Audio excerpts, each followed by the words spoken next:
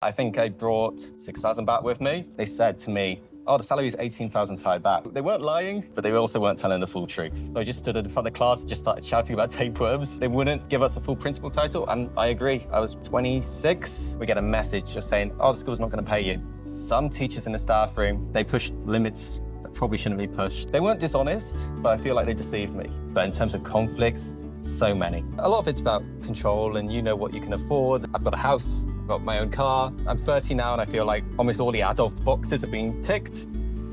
People often debate how much money you really need to move to Thailand, but very few people show what happens after you arrive. Today, we're sitting down with Will, who moved to Bangkok in 2017 at just 21 years old with less than $200. Over the past 8 years, he's gone from barely scraping by to building a stable life here. Along the way, there were agency traps, staff room drama, career pivots, and a lot of lessons that most newcomers never hear about. And in today's video, he's sharing exactly how he did it.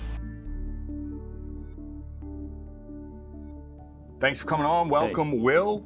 And if you could tell us a little bit about yourself, a little bit about your backstory. Sure. So, hi, I'm Will, and I want to take thank you to Cal for inviting me onto the channel. So, I first arrived in 2017, left university about 2 years before. Struggling to find jobs in the UK. My specialization is in ecology and environment, and there's not many jobs in the wintertime in the UK, so I was online looking for jobs, and I found a job out here in Thailand. Now, the job was focused on environmental education, so I was like, okay, I can do that. And it was a 1-year contract, and I thought, oh, 1 year, that's fine. Like, that's all I was planning. And how old were you at the time? When I applied for the job, 21. It's a good time for it. Yeah, so pretty young. Pretty naive and inexperienced about the world, but I was in a good position, I think, and yeah, I go and jump on Skype, and then they were like, oh yeah, we'll offer you the job. I was like, great. They weren't dishonest, but I feel like they deceived me. So I had a great experience, and I really enjoyed it, and everything I gained from it, I appreciate. But on the salary mark, they said to me, oh, the salary is 18,000 Thai baht, which is a very good salary in Thailand for a university graduate, which is true. It's 100% true. A university graduate in Thailand can expect that much, but not typically a foreigner. And that's where they weren't lying, but they also weren't telling the full truth. What did your quality of life look like at that time? Now, did you come with savings, or were you living off the salary principally? No, I came with a very large overdraft from my university, so I was technically in debt when I arrived. I think I brought 6,000 baht with me. So 6,000 baht to last, I think, 20 days before my first payday. It didn't last. So I got on the phone. I was still young. It was nice. I could call Mum and be like, hey, Mum, could you send me some money? And she was like, oh, there's some money in your card. Use your card. It was all okay. So it wasn't too bad. And actually, I saved so much money because we were away on trips. So your food is provided 5 days a week. But we did get accommodation provided. We did get access to a gym, a swimming pool, good health insurance, and 500 baht every overnight that we did. So the company isn't a school itself, but it's affiliated to an international school in Chiang Mai. But their base is here in Bangkok, actually, you can see their office up the river. And they just work with basically most of the international schools in Bangkok, taking kids out all around Thailand, teaching them, and then being a bit charitable and taking Thai schools out as well. But it was good. I got to sort of see the whole of the country. We'd turn up at the school 7 a.m., jump in the vans and take them all over the place. Sometimes go up to Chiang Mai, mostly Khao Yai, Ayutthaya, Kanchanaburi, Chantaburi. But yeah, it was great because I could actually use my experience and knowledge. And it was my first proper endeavor into like a teaching kind of field. And then actually, I should say one positive of the low salary is I was on the same as Thai staff. So equality in the workplace was high, no resentment. We went to eat together. We did everything together. So becoming part of like a Thai community was so easy to do because the only requirement for the Thais were they needed a bachelor's degree and they needed to speak decent English. And so when you have those two things and we're all on the same salary, our social life can overlap very easily. And so when you were doing the 5 days a week schedule, what did a typical day look like in that job? Okay, so normally around 7 a.m. would be wake up time. Normally we'd have to be up earlier. We'd normally use a hotel, so they'll provide the breakfast, but sometimes we may have to get the kids up to cook breakfast. And then depending where we are, there's going to be different activities. So if you're in Khao Yai, you might be going on a 6-hour hike. If you're in Chantaburi, you might be going to look at a turtle sanctuary or go kayaking or something like that. So a range of outdoor activities. Some schools focus more on games, some focus more on outdoor experience, and we just tailored our session to them. And then, yeah, probably give them a couple of hours free time depending where we are. but that's still monitored free time. We're still watching over them. And evening meal, activity before bedtime, and then send them off for about 8 and lights out at 10. That's pretty intense. It was a full day. Yeah. Yeah, and 5 days a week. Did you have holiday time, or was that, what were your holidays like? Yeah, so one of the good things is there's periods of the year when it was intense. So December through to, let's say, March was intense because it's cool season. Yeah. And it's when a lot of the international schools especially are free to book trips. So that was intense. But then from really April to the end of September, there was basically no trips. So there's a lot of office time. In fact, they'd actually send us up to Chiang Mai to help the camp system up there for the summer months because there was no trips during like July and August. Like I said, what they provided, a decent sized room, shared the bathroom with a Scottish lad, which, hey, that might be a bit dodgy, but it was okay. But we had a pool, we had tennis courts, we had a gym. You're just paying for weekends. The weekends, you're so tired, you don't really want to do much. So you stayed at home. I actually saved a lot of money doing that job. And if I did want to go out and have a bit of a social life, the only real place I could go, and luckily quite close, is just Khao San. It was a, 15-minute bus ride, so free Baht or whatever for the bus back then. I don't know how much it is now. What year was that? So this would have... 2017 to 2019. So 2017. Now, would you say that that salary would afford you the same quality of life today, or have prices significantly gone up? Prices have gone up. Prices have gone up. It's like when I was here, it's like 30, 40 Baht for a simple meal. I think now you're probably looking at 60, 70 Baht for that. So it's nearly double. And I think, generally speaking, shops and everything has become more expensive. Getting around has become more expensive, I feel. Your 18,000 Baht salary might struggle today. What do you think you'd probably need for the same balance, the same quality of life today as maybe 2017 to 2019? I mean, I said I was able to travel a lot. I probably wouldn't be able to travel. I'd probably be stuck in one place. Like the freedom of being able to fly to all these different countries. And that's another thing. Flights have gone up a lot. When I was here, 2,000, 3,000 Baht, you're looking at going to another country. And now if you look at that, that gets you around Thailand. So how long did you stay at that job, the experiential learning job? Sure. So I did 2 years there. Wow, that's a lot for that level of energy. I think you'd have to be 21 on that one. They raised my salary up to 20,000 though. All right, big bump. Big bump. You did 2 years. 2 years. And then you moved on to another job. Yeah, so whilst I was still there, I didn't really have any plans to move on. I just said to the boss, yeah, 2 years is enough. I feel like I've done everything. So I was still at the old place and I was looking for places and then I just go, I must have been online and I just saw at the Central nearby, there was a language center that wanted part-time or full-time. I sent an email off to them, got back really quickly. I said I was in the area as well, like, so they could just call me anytime. They gave me a full-time contract, 35,000 Baht. So for me, that was like a huge pay rise. I'm like, wow, I'm rich now. I felt so special and I was like... You can ask the viewers, do you agree? But no, 35,000, I was like, well, I'm so rich. If I was still living like the Thai lifestyle, so I was actually quite rich. I had a lot of spare cash for what I wanted to do, which was good. But then, yeah, it was really good working there, really relaxed. They gave me this full-time contract. I remember going through it with a highlighter on all the things I didn't like. And I meant to speak to the head there, and I left it on her desk, but I didn't start speaking about it to her. I just went to teach the class.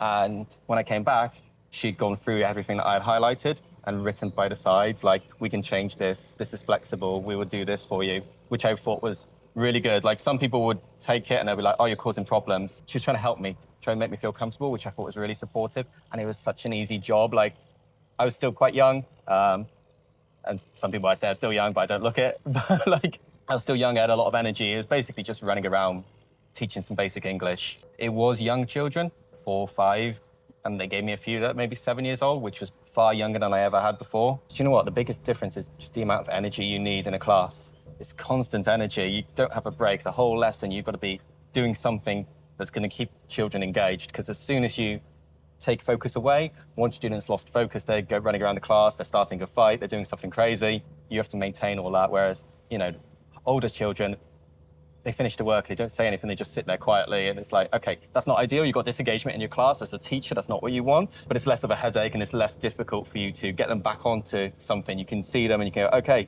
here's some extra material, or you can do this instead. Another thing you'll hear, and this is more true for primary and lower level, and it was definitely part of this language center I was in, you're not actually teaching, you're standing up. And so when someone looks through the window, they see the foreign teachers all active and stuff like that. And at the school I went to after this language center, that was definitely a message that was given out at times was, if you're a foreign teacher, do not be sat at the front. Don't be teaching from the front. Stand up, be energetic. So you were teaching at your second school, you were now on 35,000 per month. Yep. And did you find your quality of life inflated yet, or were you still just saving more money? I was only in the language center, I think 2 months on 35. So I didn't make too much of a difference. Because my original work provided accommodation, I had to find my own accommodation. Really lucky, I found a place for 7,000 baht that had gym, swimming pool. It's further out, so that's actually moving into Nonthaburi, just into Nonthaburi. I think the prices dropped a fair bit. There was not many condos in the area. Connections then weren't the best. So you were very briefly at the language school. Yep. And you just decided you didn't want to teach young kids, is my guess. Yeah, I wasn't feeling like it was a long-term solution. And also, I had to work the weekends, so I had to have weekdays off. And then I wanted my weekends. I wanted them because, like, if you've got any friends or anything, they don't want to socialize on a Monday and Tuesday, which I think were the days they gave me as my days off. So I applied for the proper school. I sent my job application.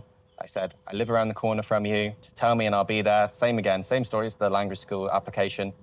I thought, hey, I got a chance here. And this was to a bilingual school. So a bilingual school is essentially a Thai school, but private with an English program. So what it basically means is the students are normally studying the same curriculum, Thai and English, same content, but just with 2 different teachers. So the application actually was quite funny. So sent this application off, waited, nothing came back.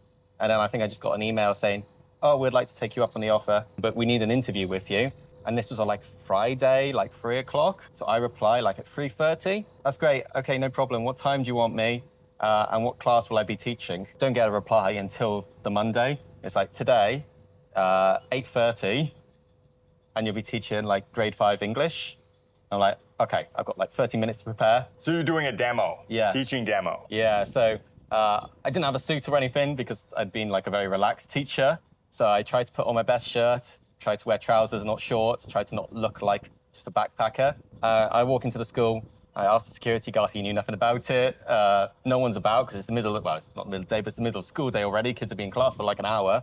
And everyone's like, oh no. And then finally this woman comes running down, this old lady. She's like, oh yes. You come for the biology demonstration? I'm like, I don't know, have I? My degree being in environment, I can teach biology. So I was like, okay, I can do it. And as we're walking up, she's like, oh yeah, you're gonna be teaching the grade 12s. They got a test tomorrow. They're very nervous about it. And then she's like, you need to teach them about parasites. And I was like, what? Like, okay. Luckily, one of my friends at university did a whole paper on tapeworms and how in Latin America, sometimes they're given to cheating husbands. I didn't go into that part of it, but I knew a little bit about tapeworms. I was like, okay. So I just stood in front of class, just started shouting about tapeworms. The Thai biology teacher was like nodding his head. The head of the foreign teachers, well, somewhat head of the foreign teachers, he became head later on, was nodding. But they all left early, and I thought, oh God, I've done something wrong, haven't I? How long was the demo? I felt like forever. And then I walk out, and then the foreign guy that watched me was like, oh yeah, we were gonna offer you the job. I was like, nice. And then we just had a really relaxed chat, and he just told me, he went through every detail about it. What was your salary then starting at? 50. And one of the biggest changes I noticed is moving from that, I probably should have been taxed actually before, but I think because it wasn't a full income I was getting as the language center, I was only still on part-time wage. But it was my first time being taxed in Thailand, so they promised me 50. I was like, I'm gonna get 50. And then luckily that's not too high, but I get like 48,500. Like, where's my money? Now, what was your day-to-day work schedule like? You describe the school environment. Sure, so actually really relaxed environment. The teacher that employed me was teaching the biology, and he was a chemistry or physics teacher, and he didn't really like teaching the biology, so he was happy to have me. And he just gave me a very chilled view of things. He was like, look, here's the Thai curriculum. And it was just like titles. It wasn't any details, it was just titles. It would just say digestive system, and then just give a list of them. But it wouldn't say any more than that. And I was basically told, you know, this many lessons a week, teach about this subject, just follow this schedule in terms of the curriculum. Make sure you cover everything in the curriculum. And so that's what I did. I just was like, okay, I'll go onto that curriculum, and what can I teach about that? And I did it. you know, looking back now, I don't know how I managed without AI and stuff like that. I'm not really a pen and paper person, but I remember having a notebook. I'd be like, right, I can teach a lesson on this. I can teach a lesson on this. I can teach a lesson on this. And technology was hit and miss at that school. You couldn't guarantee you were going to be able to present. And most of my lessons were reliant on quite performative, standing at the front of the board, drawing on the whiteboard, and going, okay, get this down in your notebooks and stuff like that, if the kids had notebooks. Yeah, it was an interesting place to work. I think it was pretty good. As long as you didn't complain, as long as you just did what you needed to do, didn't raise your head too high, you'd be fine. In fact, if you're a good teacher, you probably have the biggest problems, because the good teachers will start seeing problems and start saying, hey, we can do this differently, and that's not what they want to hear. Like I said already, you're not there to change anything, you're there to fill a vacancy that they can fill. So I was there 4 years, and then the guy that employed us left. And he was, at that point, when he left, he was principal, he left, and the school didn't fill his vacancy. There was no foreign principal, there was no foreigner in charge. And he's gone for about a week, and then something happened, and they knock on the door to me, and they say, oh, Will, can you come to the office? And we had a very, I can't go into the details of it, but we had a very serious conversation about the school and things happening in the school. And then suddenly they're like, oh yes, we're gonna make you secondary coordinator. And this other guy's gonna be primary coordinator. So they wouldn't give us a full principal title. And I agree, I was, what, 26? I was too young. I also don't have a master's degree, so I'm probably not qualified. I think you need a master's degree to get that title. But they said, we'll give you secondary coordinator. Originally, they'd already asked me when he left if I could be the spokesperson in the foreign teacher meetings, and I said yes. At that point, I'd been there so long, I knew everyone. I was one of the most Here's an tenured. interesting point. So we're talking about you're there for 4 years. Yep. Now, what was the turnover like in the staff room? Because you're like, when you're talking 4 years and you're Sure. probably the most senior staff member Amongst them, yeah. there, was there a lot of turnover? Yeah. Yeah, it was an interesting period as well, because when I joined was summer 2019, and then it's when COVID kicked off. This was a big issue, was we're in the Songkran holiday, and we had the paid holiday, everything happy, and then it's like on the 15th or something, middle of April, we get a message just saying, oh, the school's not going to pay you. And that's to all the foreign teachers, and that's because that's the time of year, because it's the summer holiday for Thai schools. It's when parents should be paying for the next academic year, and because of COVID, parents weren't paying, because schools were closed. They gave us 50% salary halfway through and then said, we'll repay it in May. Some teachers, and understandably so, revolted against this, had a big issue with it. Personally, we had already been like in lockdown. I've been in my condo. We weren't able to leave the country. I hadn't spent any money. And you know, if I wanted to leave the country, flights were being cancelled every day. So I had a lot of money at the time. Now, were you having to carry out any teacher responsibilities, or was it largely because it was a summer furlough? holiday. Because it was summer holiday, no. But when we came back, online teaching. But again, I can sit at home. Was it a full teaching load online? It was about 4 or 5 lessons a day. And they were very insistent on online learning because they had a online learning platform pre-existing. They teach schools that can't afford a full-time English teacher. They do online teaching. They have set up with like cubicles where they put a teacher in front of the camera and the teacher logs in and speaks to someone in the Deep South or speaks to a whole classroom in Deep South to teach English. But in a way that was good. It gave you a purpose when there wasn't else much going on. And it on was very half relaxed. pay. Yeah. Yeah, I could see why people might Yeah, revolt. people were not happy, but there was a promise they would get the full salary that we're owed. But again, how much do you trust the promise? But the people that revolted against it had a big meeting, didn't resolve anything in their favor, and all of them basically left the school. Those of us that stayed through, next month in May, we got the missing salary.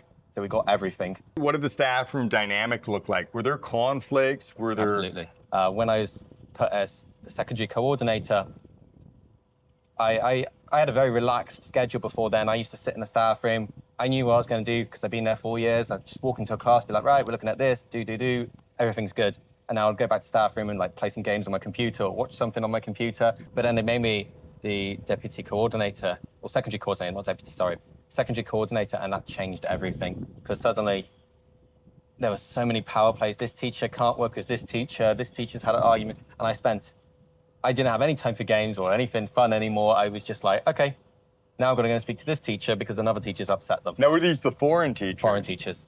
Very little issue on the Thai side, but foreign teachers. Were there conflicts between different nationalities, or were they based on the same nationalities disliking each other? Both? Both. When I had to leave that job, I had to employ my replacement, and it's very hard to find a replacement for me at that time. A science teacher, English teachers, left, right, and center. But science, especially biology teacher, very hard. And I remember it was going to have to be a Filipino teacher, which they are some of the most qualified teachers in Thailand. So I had no problem with. But I was very good friends with the Filipino staff in the staff room. I said this to them, and they was like, please don't employ another Filipino. And I was like, okay, why not? And then basically they said, there can be drama. They also don't want the school to be seen as a Filipino-only school because that can be an issue for some parents. So I was like, okay, but this is my only option.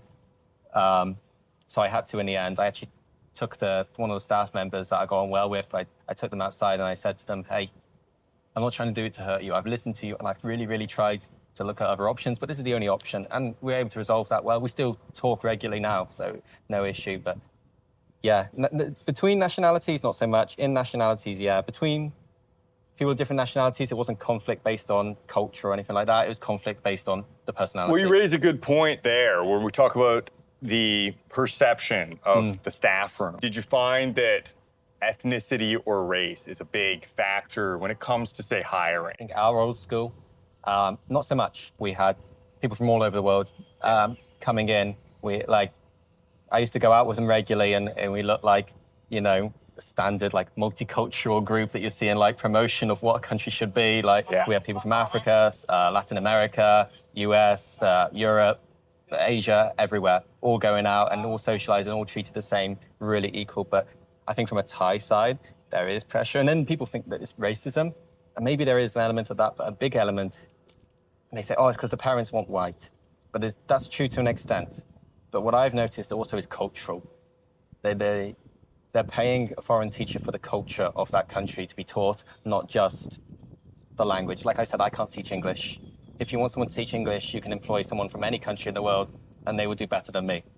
But they're not going to teach a Western culture, a British culture, especially if they're paying for that at the school. They don't know it. Another good one was universities.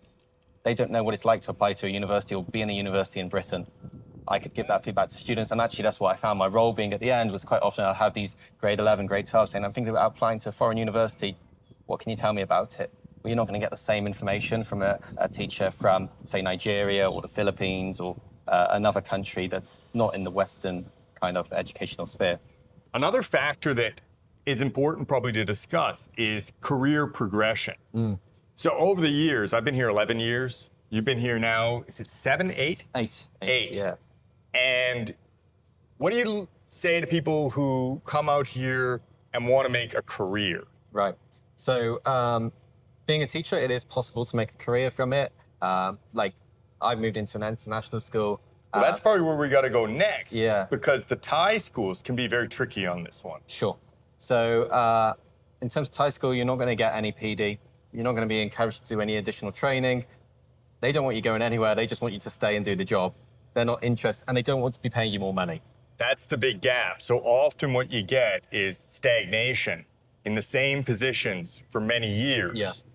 And there's no professional development. There's an impossibility when it comes to career progression.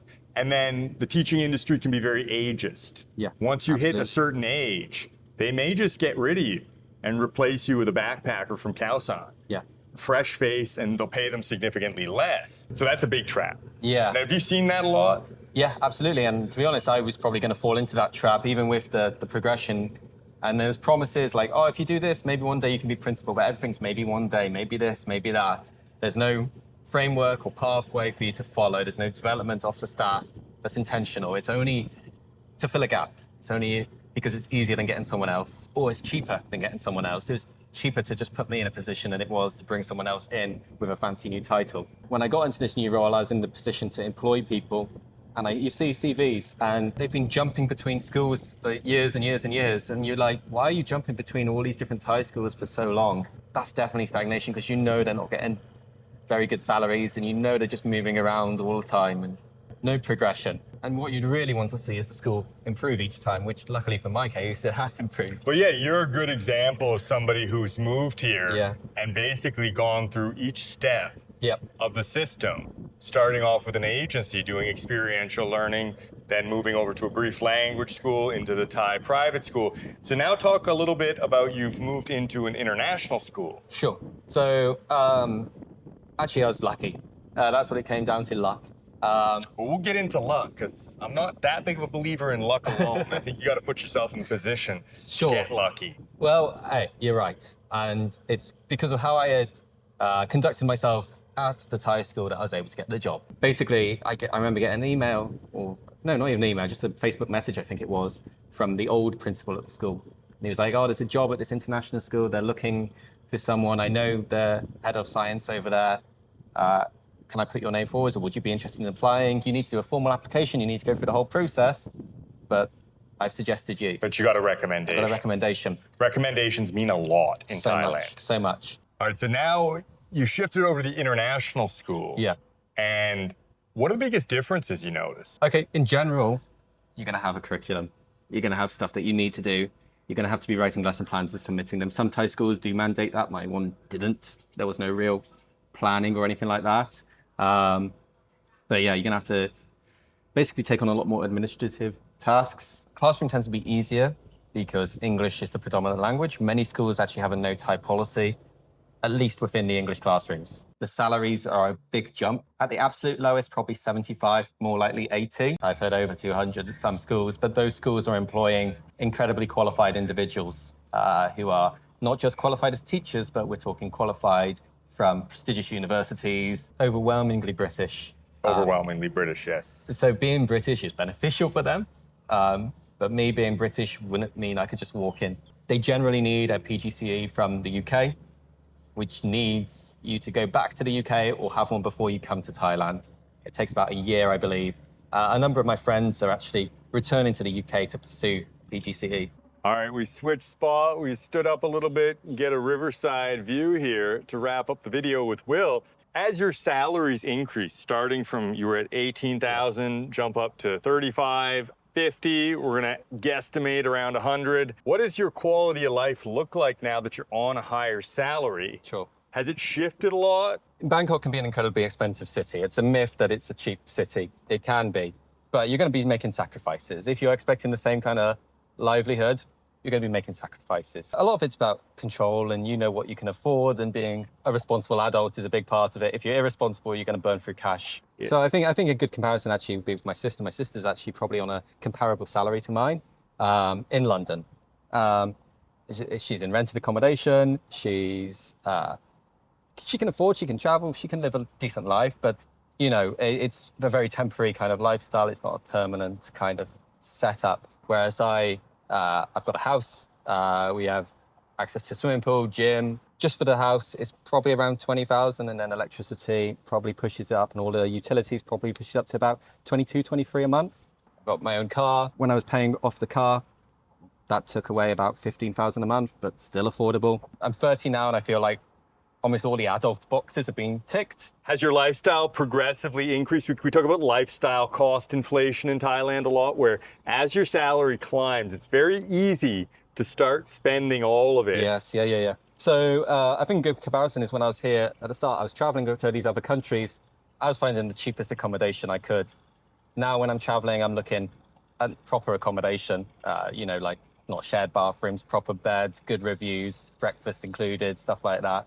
I'm looking at more expensive destinations, longer flights, and luxuries that perhaps I didn't care about in the past. My day-to-day life, the same. I'm ordering more expensive food. Instead of like 40 baht menus, I'm ordering 250, 300 baht menus daily. Western food get delivered to the house quite often, or Indian food delivered quite often. What's your favorite Indian restaurant? There's one really close to my house. Shout out for Mata Kitchen right next to my house. Mata Kitchen, all right. It's a bit out there, but it's good. It's good. But the big thing is, with more salary, you can have a hobby.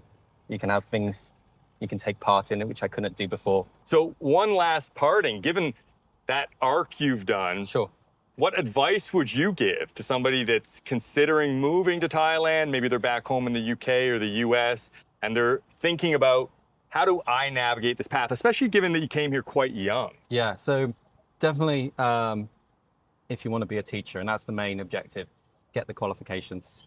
It's worth an extra year. You'll secure yourself a better salary straight off the board, and you'll be much more comfortable. And equally, like with my current school, I've gone into this 3 years. I've been there. Going into my third year. In my third year now. Sorry. I've had so much PD. The school's sent me on conferences. They've looked after me really well. They actually have invested in developing me as a teacher. So if you come here with a foreign PGCE, you're going to be not worrying about these rules and changes and stuff like that. I don't have it. I'm having to do Thai Kusapa teaching qualification. It does lead to one more question. Would you ever consider going back home, or is Thailand now where you plan to stay long term? I love Thailand. Thailand's great. I love my home. There's so many amazing countries. I've seen so many amazing countries. If I was forced to, I think the only countries I could live in is probably the UK and Thailand. They're the ones I feel most comfortable at. Going home, maybe one day. My family has a farm, so I'll go back into that. I wouldn't go into teaching in the UK. That's not because I don't want to teach in the UK. It's more the fact that due to Thai laws, certain things that I would be interested in doing, I can't do. They're authorized for only Thai citizens to do.